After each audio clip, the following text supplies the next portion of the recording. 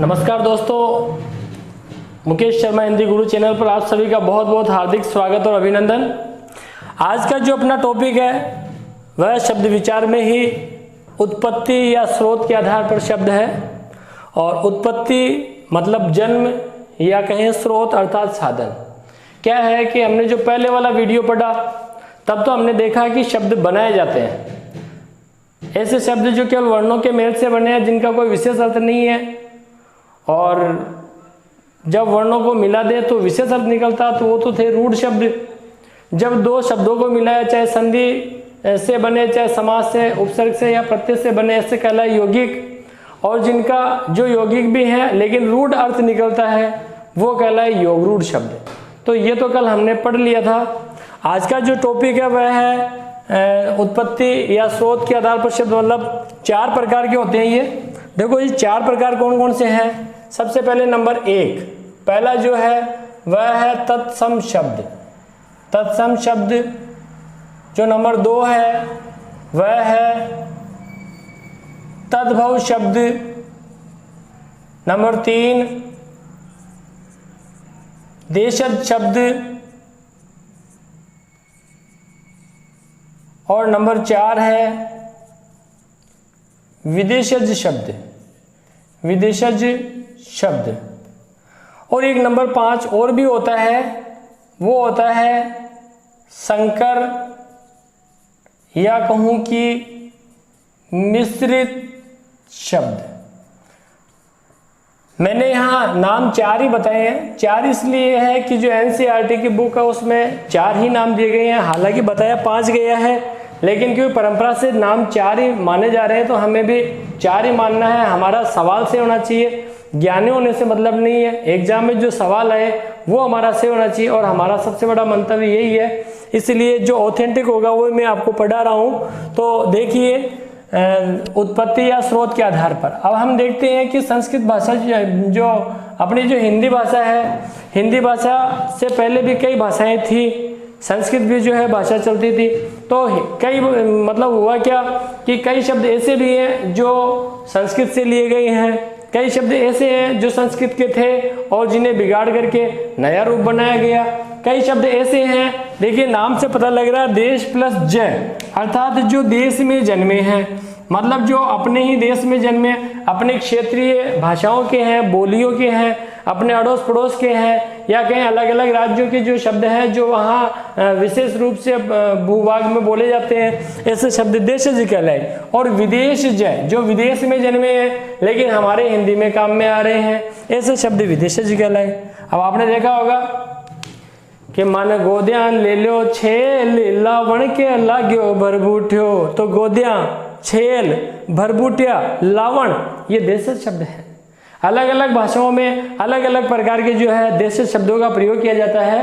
तो यही देशज शब्द हैं जो कि अपने देश में जन्मे हुए हैं। विदेशज जो विदेश से आए हुए हैं, जिसमें आपने देखा होगा अंग्रेजी के शब्द हैं, फारसी के शब्द हैं, पुर्तगाली भाषाओं के शब्द हैं, यूनानी शब्द हैं, रूसी शब्द हैं और अनेक प्रकार के जापानी शब्द हैं। तो वो जितने भी प्रकार के शब्द हैं सभी विदेशज शब्द कहलाएंगे। आज कोई भी विद्यालय नहीं जाता, सब स्कूल जा रहे हैं। आज कोई भी जो है महाविद्यालय नहीं जाता, कॉलेज जा रहे हैं। आजकल लोग सिगरेट पी रहे हैं। तो ये सिगरेट, ये कॉलेज, स्कूल, मार्कर, बोर्ड, ये जितने भी शब्द हम प्रायः काम में ले रहे हैं, ये सब जो है विदेश से आए हुए शब्द हैं। और हमारी जो हिंदी भाषा है इसमें अनेक भाषाओं का समाहार है। मैं कहूँ कि इसमें संस्कृत भाषा भी है, इसमें संस्कृत के बिगड़े हुए रूप भी है, इसमें अपने अड़ोस पड़ोस के बोलचाल के शब्द भी जो है काम में लिए जाते हैं। आपने देखा होगा कि मुंशी प्रेमचंद जी को जब पढ़ते हैं तो वे शब्द जो हम बोलने में भी शर्माते हैं, उनके जो है पुस्तकों के अंदर दिए हुए मिलते हैं, लोंडा, लोंडी, इस प्रकार के शब्द। और ये वो शब्द हैं जिनको हम बोलते हुए शर्माते हैं, लेकिन निश्चित रूप से जिस प्रदेश के प्रेमचंद जी रहे होंगे वहाँ की आम बोलचाल की भाषा के शब्द रहे होंगे तो वो काम में आ रहे हैं। तो इस प्रकार से हम देखते हैं कि संस्कृत के भी हैं, संस्कृत से बने हुए हैं, अपने देश में जन्मे हुए हैं, विदेश से लिए हुए भी हैं। तो विदेश से आने वाले अंग्रेजी आदि के, उर्दू फारसी आदि के जो भी शब्द है, संकर शब्द या मिश्रित शब्द ऐसे शब्द हैं जो दो अलग अलग भाषाओं से मिलकर के बने हुए हैं। तो दो अलग अलग भाषाओं से मिलकर एक नया शब्द बन गया टिकट घर। तो टिकट अंग्रेजी का और घर हिंदी का शब्द हो गया है ना। बम वर्षा, तो बम अंग्रेजी का हो गया, वर्षा हिंदी में हो गई है। तो कहने मतलब यह है कि अलग अलग भाषाओं के सम्मिश्रण से जो शब्द बने वो संकर शब्द कहलाए। आज का जो अपना टॉपिक है, क्योंकि लंबा टॉपिक है, तो केवल तत्सम और तद्भव ही रहेगा, और देशज विदेशज और संकर शब्द जो है वो हम अगले वीडियो में पढ़ेंगे। चलिए बात करते हैं सबसे पहले तत्सम और तद्भव शब्दों की। तो देखिए सबसे पहला मैं नाम लिखता हूं तत्सम शब्द। तत्सम शब्द, और ये अभी वर्तमान में जो रीट का सिलेबस है उसमें भी जोड़ दिया गया है। उसके अलावा सेकंड ग्रेड में है, फर्स्ट ग्रेड में है, और इनके अलावा जो है और भी कई एग्जाम्स वगैरह हैं जिनमें ये पूछा जाता है। तो हमें इनका ज्ञान होना ही चाहिए, बहुत ही इंपॉर्टेंट है तत्सम शब्द। और दूसरा जो शब्द है वह है तद्भव शब्द। तद्भव शब्द, अब देखिए हम इन शब्दों से ही जो इनकी विशेषताएं देखेंगे और इन शब्दों के माध्यम से पता लगाएंगे कि कौन सी भाषा के कौन से शब्द होते हैं। तो देखो सबसे पहले देखते हैं हम तत्सम शब्द।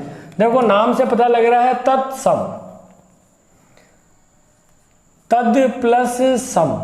हालांकि कई विद्वान जो है तद के स्थान पर तत् लिखते हैं और कई पुस्तकों में तत् लिखा हुआ है, लेकिन संधि का नियम है कि यदि पहला जो शब्द है उसका अंतिम वर्ण घोष हो और उसके बाद में कोई अघोष वर्ण हो,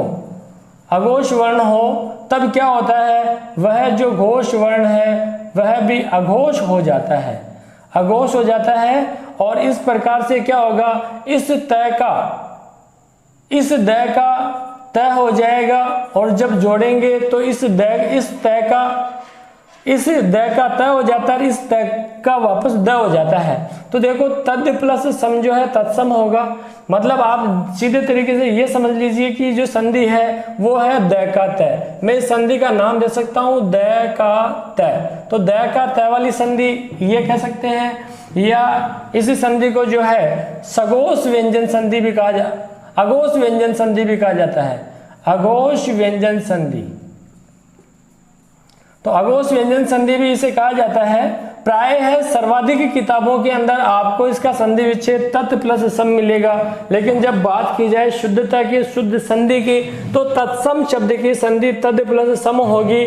और नियम यह है कि यदि द के बाद में, ऐसा नियम होता है कि द के बाद में क, त, थ, प, फ और स। अब ये देखिए ये वर्ग का पहला वर्ण है, ये पहला, ये दूसरा, ये पहला, ये दूसरा और स।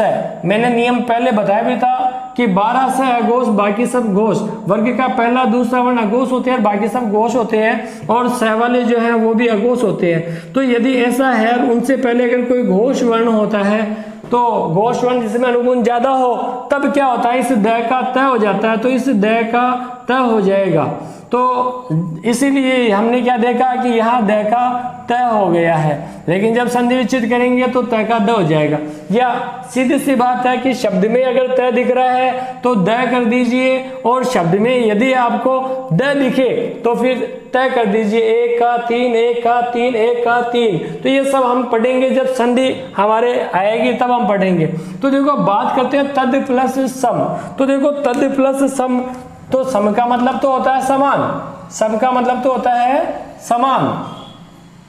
अब देखो इसका जैसे मैं उदाहरण बताऊं आपको कि ये है उद और इधर है ये कट, तब शब्द बन जाएगा उत्कट। तो उत्कट हो जाएगा, उद प्लस कीर्ण उत्कीर्ण हो जाएगा।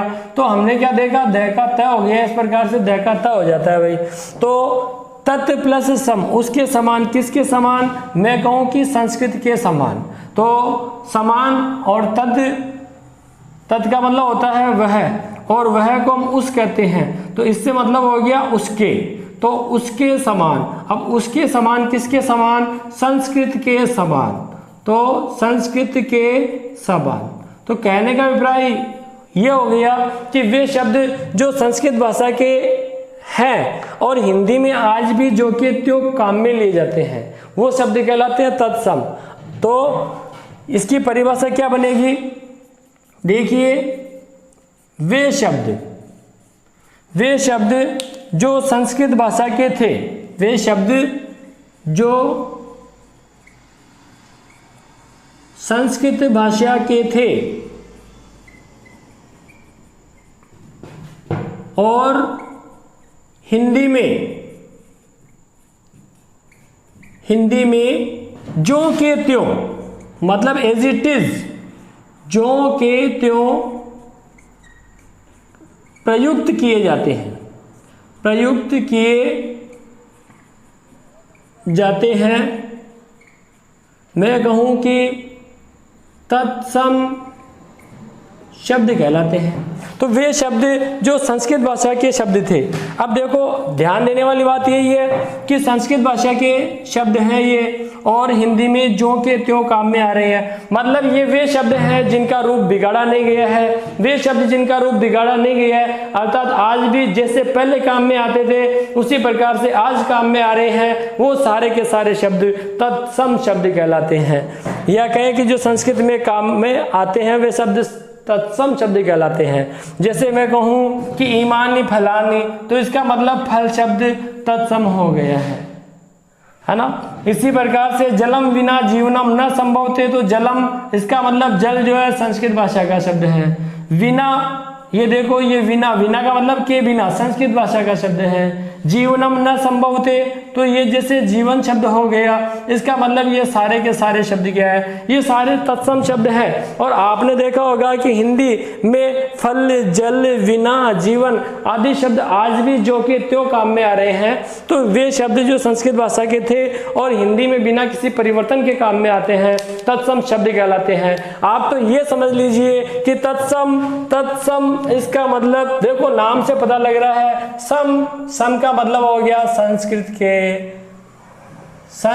के शब्द। जो संस्कृत के शब्द हैं वो सारे के सारे तत्सम होते हैं। अब बात करते हैं तद्भव शब्दों की। देखो इसका भी टुकड़ा करते हैं। मैंने आपको बताया कि यदि यहाँ तय है तो द कर दो, और यदि द है तो तय कर दो। तो इस द का तय कर देंगे, द का तय कर देंगे। अब देखो संधि विच्छेद क्या होगा, तत् प्लस भव, तत् प्लस भव, इसका संधि विच्छेद हो गया है। तत् का मतलब हो गया वही वह, और वह को उस भी कहा जाता है, इसका मतलब उससे, और बहु का मतलब होता है होना या कहे बनना। तो उससे होना या उससे बनना। तो मैं कहूं कि तद्भव मतलब उससे बने, उससे बने। अब उससे किससे बने, मतलब संस्कृत से बने। देखो मैंने अभी बताया कि संस्कृत के शब्द हैं, ये शब्द जो है संस्कृत के हैं और ये संस्कृत से बने हैं। हुआ क्या कि हमारी जो आदत है वह है मुख सुख की। हमारे मुंह को जो अच्छा लगता है वो हम कह दिया करते हैं। जैसे नाम है राघवेंद्र, इतना लंबा नाम लेवे कौन, तो इसका मतलब जो है शॉर्ट में नाम रख दिया भाई राघव या रघु नाम रख दिया। तो हमारी आदत क्या है कि बड़े को छोटा करने की है, सरलतम रूप लिखने की है। तो हुआ क्या कि शब्दों को बिगाड़ दिया गया। तो वे शब्द जो संस्कृत भाषा के थे, इसकी परिभाषा बन रही है, वे शब्द जो संस्कृत भाषा के थे, संस्कृत भाषा के थे, लेकिन जिनका अपभ्रंश, वेरी मोस्ट इंपॉर्टेंट है, एग्जाम में पटवारी में पहले सवाल भी पूछा हुआ है कि अपभ्रंश का मतलब क्या होता है। तो अपभ्रंश का मतलब होता है बिगड़ा हुआ। तो अपभ्रंश, और अपभ्रंश का मतलब होता है बिगड़ा हुआ। मैं कोष्ठक में लिख लेता हूं बिगड़ा हुआ, क्योंकि ये एग्जाम में सवाल पूछा जा चुका है कि अपभ्रंश का क्या मतलब होता है। अपभ्रंश का मतलब होता है बिगड़ा हुआ। तो वे शब्द जो संस्कृत भाषा के थे, लेकिन जिनका अपभ्रंश मतलब बिगड़ा हुआ रूप कालांतर में, जैसे जैसे समय बीता, कालांतर में हिंदी में प्रयुक्त किया जाने लगा, हिंदी में प्रयुक्त किया जाने लगा, तद्भव शब्द कहलाए। तद्भव शब्द कहलाए।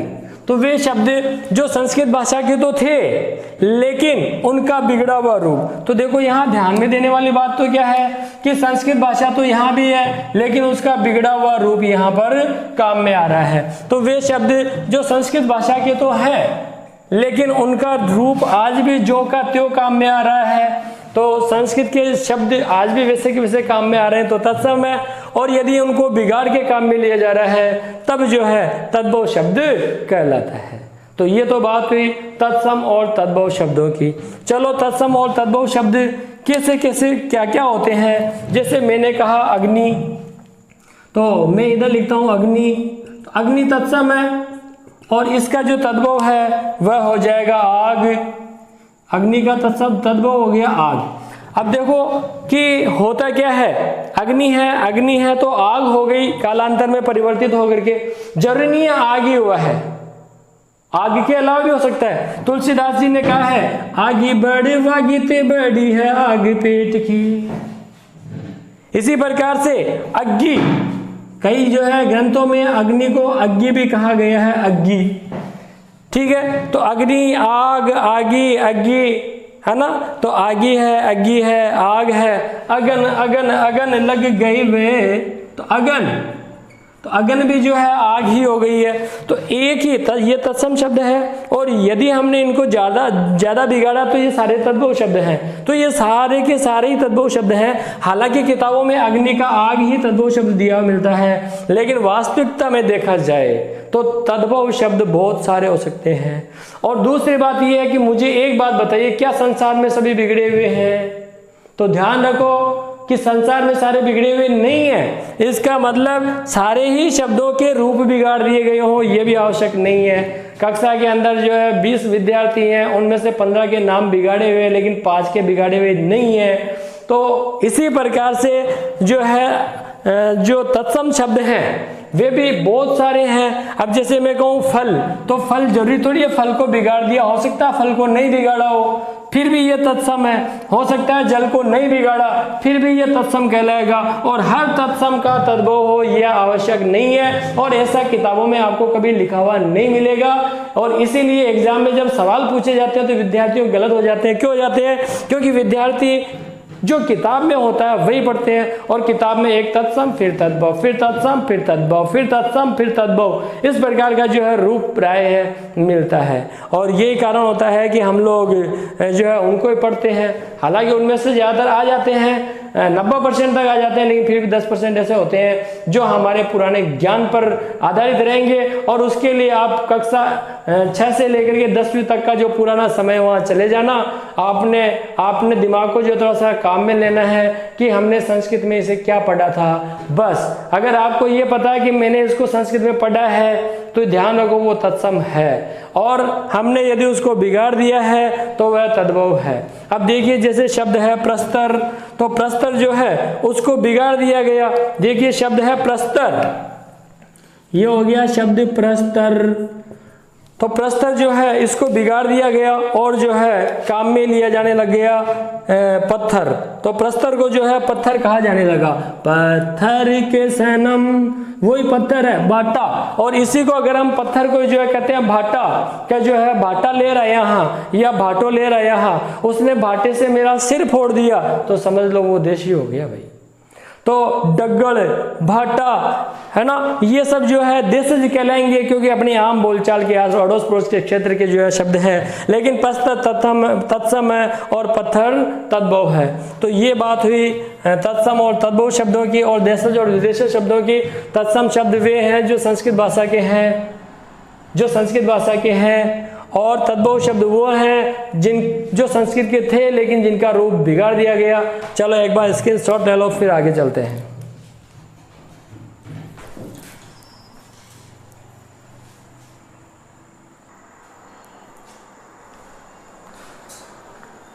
हाँ तो प्यारे विद्यार्थियों, लाडलों और लाडलियों, अब जो है एक बार वापस देखिए। तत्सम मतलब संस्कृत के शब्द हैं और जो के त्यों के काम में आते हैं। तत्सम संस्कृत के समान मतलब संस्कृत के शब्द, और ये वो शब्द हैं जो के त्यों काम में आएंगे। तद्भव संस्कृत के शब्द हैं लेकिन संस्कृत का बिगड़ा हुआ रूप काम में आता है। तद्भव संस्कृत से बने, उससे बने मतलब संस्कृत से बने, और संस्कृत के समान, संस्कृत के शब्द तत्सम और संस्कृत का बिगड़ा रूप तद्भव कहलाएगा। तो ये तो हुई बात तत्सम और तद्भव की। अब हम तत्सम और तद्भव में अंतर करना देखते हैं कि इन दोनों में क्या अंतर है। तो देखो इनमें हालांकि हमारा पुराना ज्ञान जो है वो काफ़ी काम में आता है, लेकिन कुछ ट्रिकें हैं जिनके माध्यम से हम इनका पता लगा सकते हैं, लेकिन ये पूरी तरह से पर्याप्त नहीं है। कई जो है अध्यापक एकदम शॉर्ट वीडियो बनाते हैं और क्या करते हैं कि वो कह देते हैं कि भाई एकदम जो है ट्रिकी तरीके से पढ़ाऊंगा और जल्दी से समझ में आ जाएगा। बिल्कुल समझ में भी आता है, लेकिन वो शॉर्ट तरीका जो वो छोटा होता है और वो कुछ हद तक हमें आगे ले जाता है, लेकिन सफलता के लिए पूरी तरह से वह आपके लिए उपयुक्त नहीं होता है। तो इसके लिए आपको जो है किताबों में जहाँ कहीं भी और भी जितने भी शब्द हों वो सारे आपको देखने पड़ेंगे, क्योंकि कुछ में ट्रिकें काम करेगी, लेकिन सभी में ट्रिकें काम में नहीं आएगी। दुनिया के जितने भी वीडियो बनाए हुए हैं तत्सम और तद्भव के, और उनमें जितनी ट्रिकें दी हुई है वो सब मैं आपको यहाँ दे रहा हूँ, लेकिन इस बात का ध्यान रहे कि उनके अलावा भी आपको इस चैप्टर को पढ़ना है। यदि आपको अच्छे नंबर चाहिए, पूरे में से पूरे नंबर चाहिए, तो किसी ने शॉर्ट वीडियो बना दिया है, ऐसे नियम आपको बता दिए हैं, तो वो आपकी हत्या कर रहा है। मेरा उद्देश्य आपको नौकरी लगाना है, आपकी हत्या करना नहीं है, क्योंकि एक भी सवाल आपके करियर को बर्बाद कर सकता है। एक सवाल का एक पॉइंट भी आपका करियर आपसे छीन सकता है। इसलिए आप जो है ध्यान से देखिएगा, और मैं जैसे जैसे बताऊं वैसे आपको पढ़ते जाना है। और जिसने वीडियो को लाइक नहीं किया है लाइक करें, सब्सक्राइब करें, और जिसने चैनल को सब्सक्राइब नहीं किया वो सब्सक्राइब करें, और तुरंत जो है वीडियो को जगह जगह अपने जितने भी ग्रुप वगैरह बने उनमें शेयर करें और स्टेटस पर लगाएं। चलो अब देखते हैं तत्सम और तद्भव शब्दों में अंतर। सबसे पहला जो अंतर पढ़ने जा रहे हैं वो है संयुक्ताक्षरों से बने शब्द। देखो जो भी शब्द संयुक्ताक्षर से बनेंगे, संयुक्ताक्षर शब्द वो हैं जिनको हमने अक्षरिक रूप दिया है। अब आप जानते हो कि क में जब ये श मिलता है तब ये क्ष बनता है, त में जब ये र मिलता है तब ये त्र बनता है, ज में जब ये य मिलता है तब ज बनता है, और श में जब ये र मिलता है तब ये श्रय बनता है। अब देखिए देखने वाली बात क्या है कि क्ष त्र ज श्रय ये सारे जो हैं अगर किसी शब्द में आ रहे हैं तो प्राय है। प्राय है कह रहा हूं मैं, क्योंकि 100% तो ये भी नहीं हो सकते हैं, कई बार ऐसा भी होता है कि ये नहीं मिलते हैं। तो प्राय है जो है ये तत्सम शब्द होंगे और इनसे बने हुए तद्भव कहलाते हैं। अब परिवर्तन क्या मिलेगा? क्ष है, इसका या तो छ होगा या फिर ख होगा। त्र है तो त्र का आपको तय मिल जाएगा, जय है तो जय का आपको ज्ञ मिल जाएगा, और श्रय है तो आपको स मिल जाएगा। जैसे देखिए शब्द है क्षार, तो क्षार तो ता जननी अति क्षार, तो कई जगह जो है आपको क्षार मिलेगा, और कई जगह जो है कि पापड़ियों खार ले तो खार भी होता है और क्षार भी होता है, दोनों ही आपको मिल जाएंगे। तो ध्यान रखो इसका जो है वो क्षार भी होता है और खार भी होता है, तो ये क्षार भी मिल जाएगा कई जगह, और कई जगह इसका खार मिलेगा, और दोनों एकदम सही है। इसी प्रकार से क्षत्रिय, क्षत्रिय जो है ये रूप बिगड़ गया और आजकल इसका रूप हो गया खत्री। ये एक जाति भी है। क्षत्रिय जो है धीरे धीरे खत्री हो गई। मतलब आज हम प्राय क्या कहते हैं, जो व्यक्ति बहुत ही ज्यादा होशियार और बहुत ही ज्यादा जो है साहसी होता है उसे हम खत्री कहते हैं कि ये तो खत्री है। तो ये खत्री बना किससे है? ये खत्री क्षत्रिय से बना है, क्षत्रिय खत्री हो गया। इसी प्रकार से त्रि का जो है रूप बिगड़ा और हमने इसको 3 कर दिया। इसी प्रकार से जान, तो जान जो है वो बिगड़ करके ज्ञान हो गया कि संतो भाई आई ज्ञान की आंधी रे। तो जब आप कबीरदास जी को पढ़ोगे तो ज्ञान आपको ऐसा मिलेगा, उस खिचड़ी भाषा में ज्ञान ऐसा मिलेगा। और श्रावण, तो श्रावण जो है इसका भी रूप बदला और हो गया सावन का महीना। तो ये श्र, ये स हो चुका है, ये अभी आपने देखा। तो हमने क्या देखा कि इनके रूप इतने परिवर्तित हो चुके हैं। इसी प्रकार से अक्षर, तो अक्षर जो है इसका रूप बदल करके हो गया आखर। आखर ढाई आखर प्रेम के पढ़े सो पंडित होए। तो ढाई आखर, आखर मतलब अक्षर, तो ये अक्षर है, अक्षर का मतलब होता है आखर। और अक्षत, अक्षत मतलब जो क्षत विक्षत न हो, जो नष्ट नहीं हो। तो आपने देखा होगा कि आखा तीज आबदर, आखा तीज आबदर, है ना। तो वही अक्षत जो है वो आखा हो गया है, और इसी को कुछ किताबों में इस प्रकार से अक्षत भी लिखा गया है। तो हमने क्या देखा, हमने देखा कि ये जो क्षय है वो कभी क्षय हो रहा है, क्षय है तो क्षय भी हो रहा है और क्षय भी हो रहा है। इसी प्रकार से जो क्षय है वो क्षय हो गया, और क्षय जो क्षय भी हो रहा है और क्षय भी हो रहा है। तो क्षय जो है इसके दो रूप मिलेंगे, क्षय भी मिलेंगे और क्षय भी मिलेंगे, दोनों ही शुद्ध होते हैं। इसी प्रकार से त्रि जो है उसका 3 हो गया।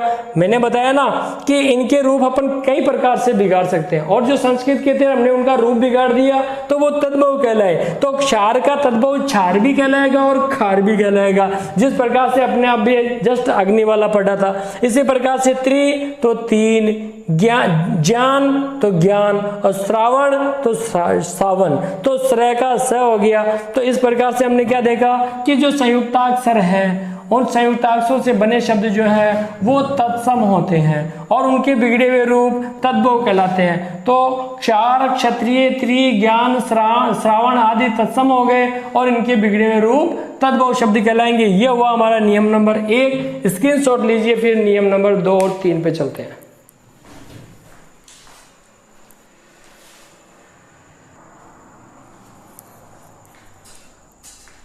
अब हम नियम नंबर 2, 3 और 4 की तरफ चलते हैं।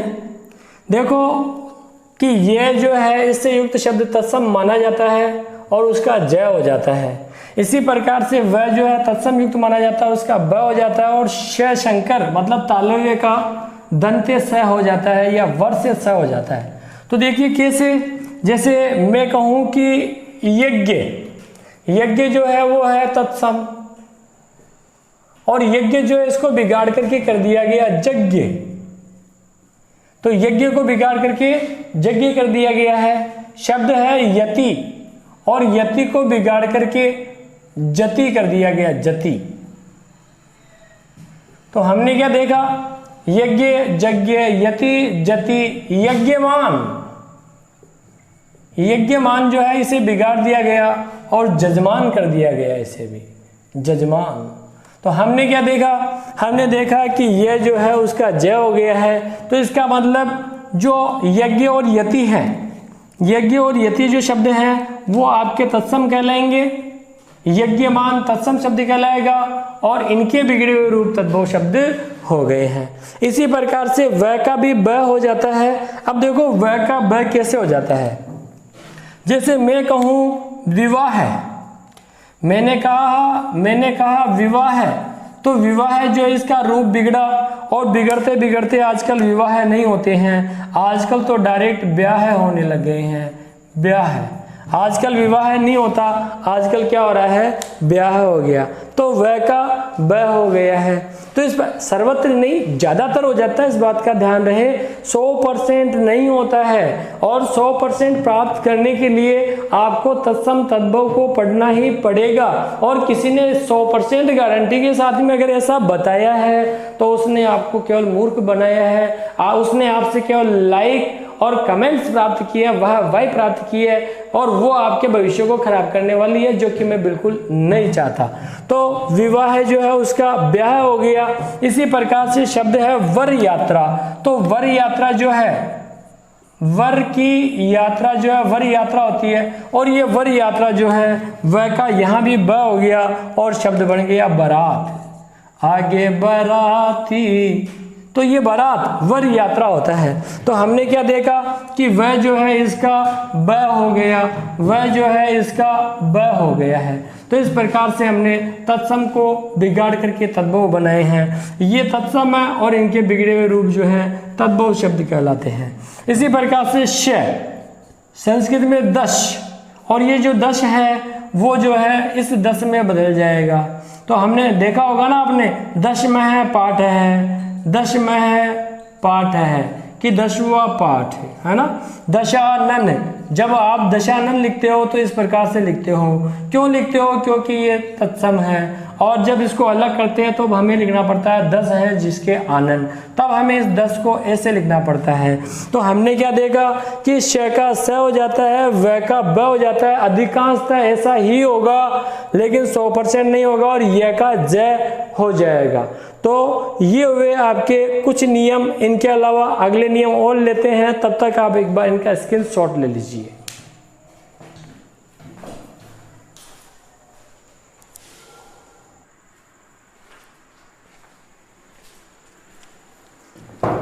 अन्य नियम देखिए।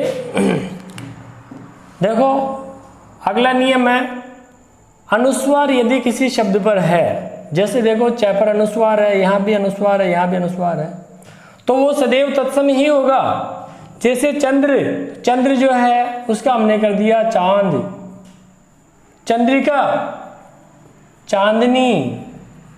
इसी प्रकार से कंटक, तो कंटक का मैंने कर दिया कांटा लगा। तो ध्यान रखिए ये जो चंद्र, चंद्रिका, कंटक आदि शब्द है ये सारे तत्सम हैं। और ये जो है चांद, चांदनी और देखो कांटा, ये सारे के सारे शब्द तद्भव शब्द हैं, तद्भव शब्द। और आप देखोगे कि नियम नंबर 6 अपना कह रहा है कि अगर अनुनासिक है, अनुनासिक को चंद्र बिंदु कहा जाता है, मतलब चांद के ऊपर बिंदु होना चंद्र बिंदु कहलाता है। और यदि ऐसा है, अब देखो चांद में भी चंद्र बिंदु है, चांदनी में भी चंद्र बिंदु है, और कांटा में भी चंद्र बिंदु है, इसका मतलब ये सारे के सारे तद्भव शब्द है। इसी प्रकार से एक तो होता है हंस, यदि हंस है तो समझ लीजिए कि तत्सम शब्द चल रहा है। लेकिन मैं कहूँ हंस, मैं कहूँ हंस, तो इसका मतलब समझ लीजिए कि वह तद्भव शब्द चल रहा है, क्योंकि हस्ती, हसत, हसंती, हस धातु जो है वो तत्सम है और हंस तद्भव हो जाता है। इसी प्रकार से मुख, तो मुख जो है उसे कहते हैं मुंह है। तो ये देखिए चंद्र बिंदु आ गया, इसका मतलब ये तद्भव शब्द हो गया है। अक्सी, आंख, आंख, आंख, तो ये देखिए आंख हो गया है, और आंख जो है वो तद्भव हो गया। अश्रु, अश्रु का हो जाएगा आंसू, आंसू, तो ये देखिए ये आंख। तो हमने क्या देखा कि जितने भी चंद्र बिंदु वाले हैं वो सारे तद्भव होते हैं। यहाँ भी चंद्र बिंदु वाले तद्भव हैं, लेकिन अनुस्वार वाले हो वो तत्सम शब्द कहलाते हैं। अगला नियम है अड़य, ये वेरी मोस्ट इंपॉर्टेंट है। ये अड़य जो है तत्सम में भी मिले, तद्भव में भी मिलेगा और देशज में भी मिलेगा। अगर आपको शब्द अड़ोस पड़ोस का बोलचाल वाला लग रहा है तो समझ लीजिए कि वो देशज है। और अगर शब्द जो है वह आपको ऐसा लग रहा है कि किसी संस्कृत से बिगड़ करके बना है और उसमें फिर अड़य आया है, तो वो निश्चित रूप से तद्भव शब्द होगा। तो क्या होता है कि जब देशज की बात करते हैं तो वहाँ अड़य आदि को बता दिया जाता है। देशज बिल्कुल होते हैं, लेकिन तद्भव में भी अड़य आदि हुआ करते हैं। तो देखिए दंष्ट्रा, तो दंष्ट्रा जो है उसे हम कहते हैं दाढ़ है, दाढ़ है, ये दाढ़। तो ये देखो ये तद्भव शब्द हो गया है दाढ़। वाटिका, वाटिका जो है इसे बोलते हैं बाड़ी, तो ये देखिए बाड़ी हो गया है। तो यहाँ पर बाड़ी जो है वो वाटिका का तद्भव है, और दंष्ट्रा जो है वह दाढ़ जो है तद्भव और दंष्ट्रा तत्सम हो गया है। और सुगट्ट, सुगट्ट जो है उसका हो जाता है सुघड़, जिसे बहुत ही अच्छी तरीके से घड़ आ गया है। तो ये घड़ जो है वो सुगट्ट हो गया है। इसी प्रकार से घट, और घट का मतलब होता है घड़ा, घट, घट होता है, और घट का जो है वो कहते हैं घड़ा। तो घड़ा जो है तद्भव हो गया और घट तत्सम हो गया। इसी प्रकार से मैं कहूँ घटिका, घटिका, तो घटिका जो है उसका हो जाएगा आपकी एक घड़ी। तो ये घड़ार, घड़ी, ये आपके जो है वो देशज बन जाए, सॉरी तद्भव बन जाएंगे, तद्भव, ये तद्भव बन जाएंगे और ये आपके तत्सम हो जाएंगे। तो हमने क्या देखा, हमने देखा अच्छा वत्स, वत्स का जो हो जाएगा बछड़ा, बछड़ा, तो बछड़ा जो है वत्स का हो जाएगा। तो यहाँ पर भी अड़ा अड़ा अड़ी अड़ी आ गए हैं। तो इसका मतलब अगर अड़ा अड़ा अड़ी अड़ी चल रहे हैं तो वो तद्भव शब्द भी हो सकते हैं। और कई जगह आपको देशज में मिलेंगे, जैसे पगड़ी, अब पगड़ी जो है वो आया है, तो पगड़ी जो है वह देशज मानी जाएगी। पगड़ी, तो पगड़ी क्या है? पगड़ी देशज है, अपने देश में जन्मा हुआ शब्द है। तो देशज भी होते हैं और तद्भव भी होते हैं, दोनों जगह आपको इसको ध्यान में देखना है। ट्रिकी मास्टर क्या करते हैं, उसे केवल देशज में बता देते हैं और विद्यार्थियों की हत्या हो जाती है और मैं आपका सिलेक्शन चाहता हूँ। अब देखो री जो है, वो री जो है उसका पितृ, अब देखो इसमें री आ गया है तो पितृ का जो है पिता हो गया, तो री वाले तत्सम शब्द होते हैं। इसी प्रकार से आम्र, तो आम्र, आम्र का होता है आम, तो ये देखो आम्र, अगर मैं में रे मिला हुआ है, ये मैं है और मैं में जो है रे मिला हुआ है, अगर ऐसा है तो वो तत्सम शब्द होता है, तो ये आम्र जो है तत्सम हो गया। तो हमने क्या देखा, हमने ये देखा है कि अगर संयुक्ताक्षर है क्षेत्र जैसे, तो वो तत्सम वाले होते हैं, उनसे बने हुए तद्भव कहलाते हैं। इसी प्रकार से संयुक्ताक्षर के अलावा हमने जो है अनुस्वार वगैरह का देख लिया, अनुस्वार तत्सम है, अनुनासिक तद्भव है, और इसी प्रकार से रे तद्भव भी है और देशज भी है, और री तत्सम है, और रे जो है संयुक्त अगर वर्ण में आ रहा है रे, तो इसका मतलब वो तत्सम शब्द है। तो ये अभी अपन ने कुछ नियम पढ़े हैं और इनके आधार पर हम आधे से ज़्यादा शब्दों का पता लगा सकते हैं, लेकिन 100% नहीं लगा पाएंगे। उसके लिए आपको टॉपिक को पूरा पढ़ना ही पड़ेगा, बार बार पढ़ना पड़ेगा, और करत करत अभ्यास के जड़मति होत सुजान, रसरी आवत जात से सिल पर होत निशान, ये मैंने आपको बता रखा है। चलो उसके बारे में अपन देख लेंगे, एक बार आप स्क्रीनशॉट ले लीजिए।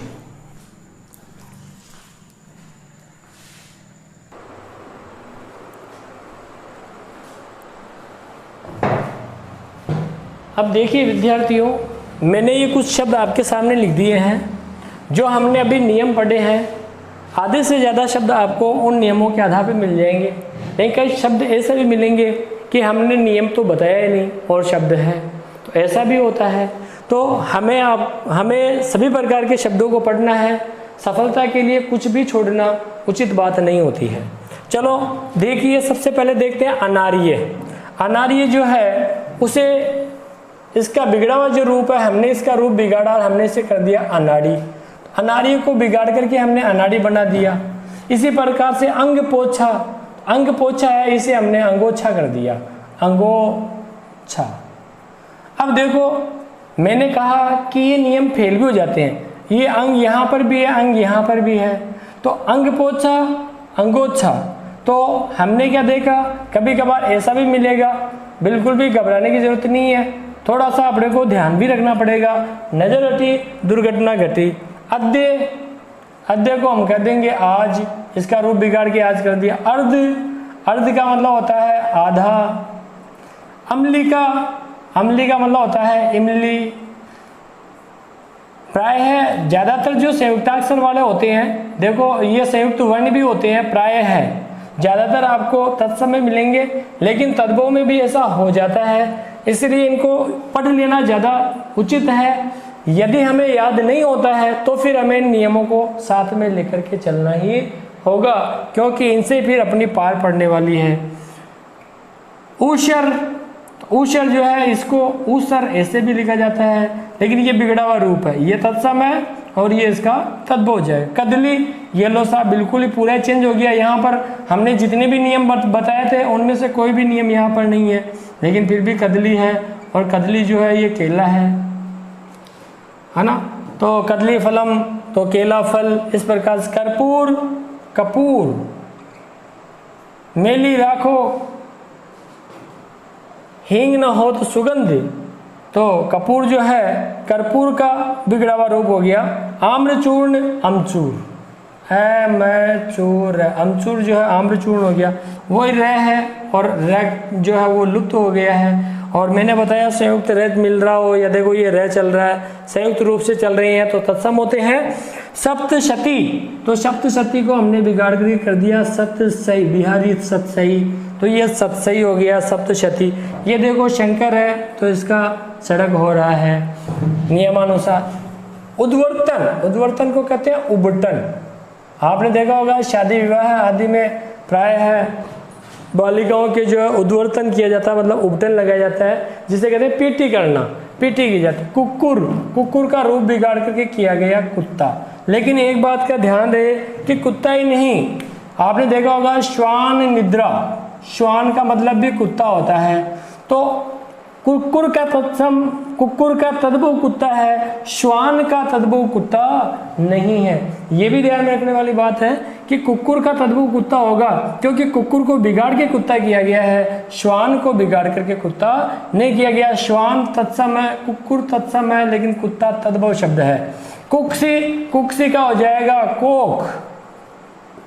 करकट, करकट का मतलब होता है केकड़ा, केकड़ा, ये देखो अड़ा डी आ गया है, तो केकड़ा आ गया।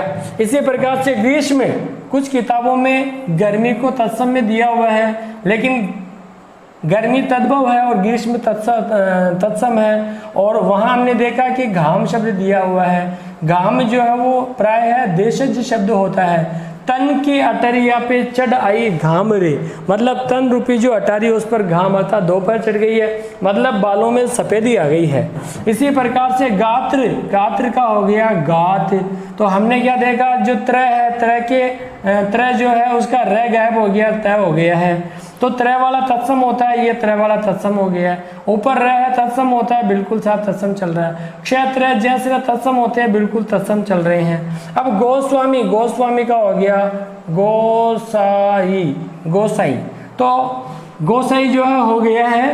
तो हमने देखा कि यहाँ कोई मतलब वैसा नियम नहीं चल रहा है जो हमने अभी पढ़े थे, तो बिना नियमों वाले भी आपको मिलेंगे। द्विप्रहरी, यहाँ देखो संयुक्त प्रहर चल रहा है, फिर देखो रह भी आ गया है, तो द्विप्रहरी का हो जाएगा दोपहर, जेठ की दोपहरी में, वही दोपहर रही है।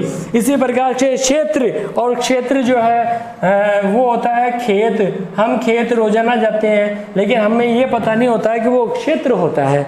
इसी प्रकार से साक्षी, और आपने देखा होगा कबीरदास जी ने जो है वो साखी शब्द का प्रयोग किया है, और साखी मतलब साक्षी, अपनी आत्मा को साक्षी मान करके उन्होंने जो बातें कही है, मतलब अपने अनुभव की जो बातें उन्होंने व्यक्त की है, बस वही साक्षी है। जो उन्होंने जिया और देखा वही उनकी साक्षियां हैं, या कहीं साखियां हैं। तो साक्षी तत्सम है और साखी तद्भव है। क्षय आ गया यहाँ पर, त्रय आ गया यहाँ पर, इसका मतलब तत्सम चल रहे हैं। तो हम ज्यादातर को तो पहचान लेंगे, लेकिन कुछ एक को हमें पढ़ना भी पड़ेगा। घोटक, अब देखो घोटक, घोटक का होता है घोड़ा। ये लो साहब, ये आपका अड़ा डी फिर भी आ गया है। कई विद्वान जो है इसको ज्यादातर आपको किस में समझाएंगे, ज्यादातर आपको देशज में बताएंगे, लेकिन ध्यान रखो हमेशा देशज नहीं होगा, देशज सर्वाधिक होते हैं, लेकिन तद्भव में भी आपको ये मिल जाएंगे। इसलिए आपको यहाँ ध्यान रखना, नजर हटी दुर्घटना घटी। श्वसुर, ये लो साहब ससुर, श्वसुर को जो है ससुर कहते हैं। श्वश्रु, और श्वश्रु जो है सास को कहते हैं, सास माता को जो है श्वश्रु कहा जाता है। एक होता है श्वास, श्वास सांस, एक होता है श्वास, श्वास है, और श्वास जो है उसका होता है सांस है। तो वैसे चंद्र बिंदु आ गया तो पता लग गया कि तद्भव है, और ये श आ रहा है, ये श आ रहा है, इसका मतलब तत्सम है।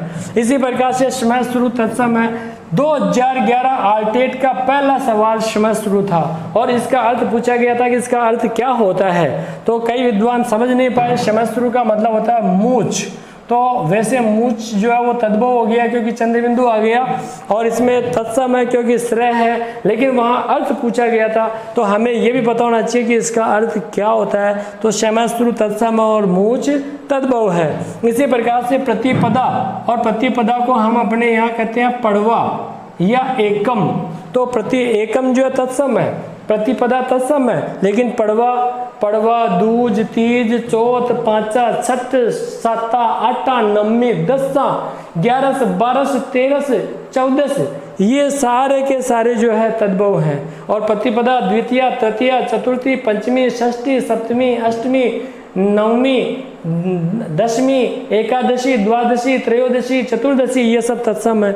इसी प्रकार से एक, द्वय, त्रि, चतुर, पंच, षट, सप्त, अष्ट, नव, 10, एकादश, द्वादश, ये सब तत्सम है। और 1, 2, 3, 4, 5, 6, 7, 8, 9, 10 ये सारे के सारे तद्भव हैं, ये भी आपको ध्यान रखना पड़ेगा। चैत्र, वैशाख, ज्येष्ठ, आषाढ़, श्रावण, भाद्रपद आदि तत्सम है, लेकिन चैत्र, वैशाख, जेठ, आषाढ़, श्रावण, भादवा ये तद्भव है, ये भी आपको ध्यान में रखना होगा। अब देखिए मरकटी, और मरकटी जो है वो कहते हैं मकड़ी को, तो ये मकड़ी हो गई है। ये देखो अड़ा डी चल रही है, अड़ा डी चल रही है। यंत्र मंत्र, और मैंने बताया था ये जो है उसको जय कर देते हैं, वैसे अनुस्वार भी चल रहा है तो तत्सम ही है, तो ये हो जाएगा जंतर एंड मंतर। तो जंतर मंतर जयपुर में भी है, दिल्ली में भी है। और मक्षिका, ये एक क्षय है, और क्षय का जो है या तो क्षय होता है या क्षय होता है, तो मक्षिका का हो गया है मक्खी। तो हालांकि हमने अपने नियमों से ज़्यादातर का पता लगा लिया है, लेकिन फिर भी कई ऐसे आए हैं जिनमें नियम नहीं चल रहे हैं, इसलिए इस टॉपिक को पूरा पढ़ना ज़्यादा जरूरी है और अधिक से अधिक पढ़ना है आपको। सूर्य, सूर्य को हम कहते हैं सूरज। तो प्राय है जिन्हें ऊपर रह आ रहा है, रह से युक्त होते हैं या संयुक्त वर्ण वाले होते हैं या संयुक्ताक्षर होते हैं या अनुस्वार वाले होते हैं, ये सब तत्सम होते हैं। अनुनासिक वाला तद्भव होता है और अड़ा डी वाले जो है प्राय तद्भव होते हैं। तो इसी के साथ आज का टॉपिक समाप्त होता है। और आप इस टॉपिक को, क्योंकि जो समझाने वाली चीज़ें थी मैंने बता दी है, अब जो रटने वाली, याद करने वाली, वो आपको किताब से पढ़नी है, तो निश्चित रूप से आपको समझ में आया होगा। और ये टॉपिक जो है ज़्यादा से ज़्यादा पढ़ने का है, और वीडियो को लाइक कीजिए और शेयर कीजिए, और जिन्होंने सब्सक्राइब नहीं किया सब्सक्राइब कीजिए, और इस वीडियो को ज़्यादा से ज़्यादा अपने ग्रुपों में सेंड करो भाई। और मेरे नंबर आपको जो है ऊपर मिल जाएंगे वीडियो पर, तो वो आप देख लेना। और कोई भी आपको यदि किसी प्रकार की दुविधा होती है या आपके मन में कोई किसी प्रकार की दुविधा चल रही है, तो आप वहाँ पूछ सकते हैं, मैं आपको उसका जवाब ज़रूर दूंगा। धन्यवाद। जय हिंद, जय भारत, वंदे मातरम, नमस्कार।